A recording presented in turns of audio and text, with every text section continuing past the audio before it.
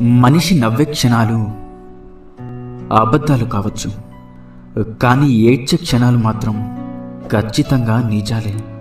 కఠినమైన జీవిత సత్యం ఏంటంటే, ఆరుబయట గడ్డి పెరిగినంత త్వరగా తులసి చెట్టు పెరగలేదు. అలాగే మోసం చేసినవాడు అభివృద్ధి చెందినంత వేగంగా మంచివాళ్ళు అభివృద్ధి చెందలేరు కాదంటారా? విలువలేని ప్రేమను నువ్వు ఎంత ప్రేమించినా చివరికి నీకు ఆ విలువే లేకుండా పోతుంది. కాబట్టి నీ విలువను తగ్గించే ఏ బంధాన్ని కూడా విలువగా చూడకు.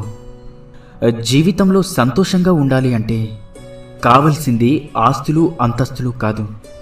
నీకు నేనున్నాను అని ధైర్యం చెప్పేవారు ఉంటే జీవితమంతా సంతోషంగా జీవించగలం. ఈ రోజుల్లో బంధం అనేది తామరాకు మీద నీటి బిందువు లాంటిది. అది ఎప్పుడు జారిపోతుందో ఎవరికీ తెలియదు. అందుకే ఎవరి మీద ఎక్కువగా ఆశలను పెంచుకోకు. ప్రశాంతంగా జీవించండి. ఒక్కరోజు దాటితేనే విరిగిపోయే పాలల్లో ఎన్నాళ్ళైనా పాడవని నెయ్యి దాగి ఉంటుంది. వ్యక్తిలో లోపాలను చూడడం మానేసి ఆ లోపాల వెనుక అద్భుత గుణాలను గుర్తించగలిగితే మనం కూడా ఒక అద్భుతమే అవుతాం. నమ్మితే ప్రాణం ఇస్తామంటారు. ప్రాణం ఇవ్వాల్సిన అవసరం లేదు. ప్రాణమున్నంత వరకు నమ్మక ద్రోహం చేయకుండా ఉంటే చాలు కాదంటారా?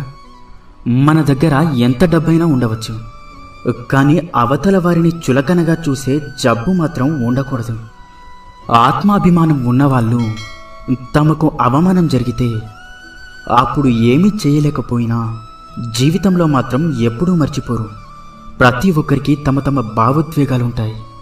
ఎవరిని నొప్పించకుండా మాట్లాడటం నేర్చుకోండి. కోపంలో వచ్చిన మాటను పట్టించుకుంటే మనసు విరిగిపోతుంది. అదే కోపం వెనుక ఉన్న బాధను అర్థం చేసుకుంటే ఆ బంధం నిలబడుతుంది.